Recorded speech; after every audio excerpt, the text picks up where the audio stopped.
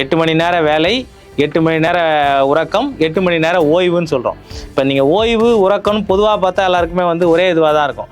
நான் வந்து கட்டாயம் தூங்கி ஆகணும், நான் தூங்காமல் என்னால் இருக்க முடியாது. ஸோ 8 மணி நேரம் வேலைன்ற மாதிரி 8 மணி நேரம் உறக்கன்றது கட்டாயம். அப்போ 8 மணி நேரம் தூங்காமல் நீங்கள் வந்து ஒருத்தரை வச்சுக்க முடியாது, அடுத்த நாள் அவரோட ரொட்டீனுக்கே வந்து வர முடியாது. அப்போ இன்னொரு 8 மணி நேரம் ஓய்வுன்ற கோரிக்கையே வந்து ரொம்ப ஆழமான கருத்தோடுது.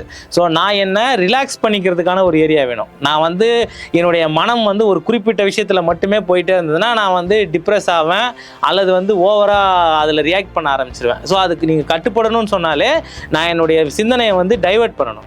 அப்போ நான் ஒரு எந்திரத்தையே பார்த்துட்டு இருக்கிறேன், ஒரு குறிப்பிட்ட வேலையை செஞ்சுட்டு இருக்கிறேன்னு சொன்னால் எனக்கு ஆட்டோமேட்டிக்காக ப்ரெஷர் வந்துடுது. இப்போ நம்ம ஒர்க் ப்ரெஷர் அப்படின்னு சொல்கிறோம். ஒர்க் ப்ரெஷர்ன்றது வேறு, அதே நேரத்தில் கூடுதல் நேரம் உழைக்கிறதுலேருந்து ஏற்படுற ப்ரெஷர்ன்றது வேறு. இப்போ நீங்கள் 8 மணி நேரத்திலேயே எல்லாத்தையும் டம்ப் பண்ணுறதுன்றது ஒர்க் ப்ரெஷர். நீ 8 மணி நேரம் இல்லைப்பா 12 மணி நேரம் 16 மணி நேரம் வேலை செஞ்சுட்டே இருந்தது கூடுதல் ப்ரெஷர். இதில் இன்னொன்று என்ன ஆகிடுது, இப்போ நிறைய பேர் என்னென்னா நெட்டு கொடுத்துட்றாங்க, லேப்டாப் கொடுத்துட்றாங்க, எல்லாமே கொடுத்துட்றாங்கன்றது என்னென்னா முதலாளி ஏதோ விரும்பி தொழிலாளி வச்சுக்கிட்டோன்னுலாம் கொடுக்குறதில்ல.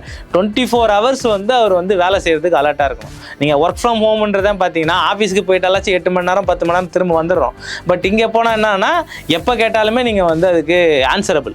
நீங்கள் 24 ஹவர்ஸும் மெயில் செக் பண்ணணும், 24 ஹவரும் நீங்கள் வந்து ரிப்ளை பண்ணணும், இதை போட்டிருக்கிறேன் செக் பண்ணுறேன். ஏன்னா வேலை செய்கிறது வெளிநாட்டுக்காரன், நம்ம இங்கே நைட்டு 12 மணினா அவனுக்கு பகல் 12 மணி. ஸோ அவருடைய நேரத்துக்கு ஏற்ற மாதிரி நான் வேலை செய்ய வேண்டிய நிர்பந்தம் வருது. ஸோ ஒர்க் ப்ரெஷர்ன்றது வேறு, வேலை நேர ப்ரெஷர்ன்றது வேறு, கூடுதலாக வெளியிலேருந்து கொடுக்குற அழுத்தம் என்பது, இது எல்லாமே சேர்ந்தது என்னன்னு சொன்னால் ஒரு பெரிய ப்ரெஷரை வந்து உருவாக்கிட்டே இருக்குது.